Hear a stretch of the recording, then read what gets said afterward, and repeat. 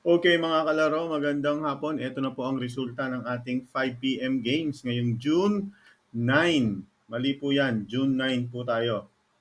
Hawakan na po ang inyong mga ticket at tayo po ay magsisimula na. Hello po sa mga first time. Ang ating 3D Lotto ngayong 5 PM ay 917. 917. Panalo ka po ng 4,500 kung nakuha nyo po yan ng straight. Kung kayo po ay tumaya ng target, yan po ay 750 pesos. Para sa ating 2D, 1320. 1320. Panalo ka naman ng 4,000 dyan at 2,000 naman kung nag-rumble.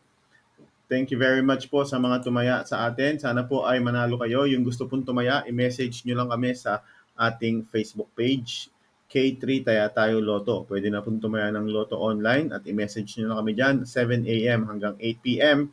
Nandiyan po yung teller natin. K3 Taya Tayo Lotto. Subscribe at magkita-kita tayo mamayang 9 p.m.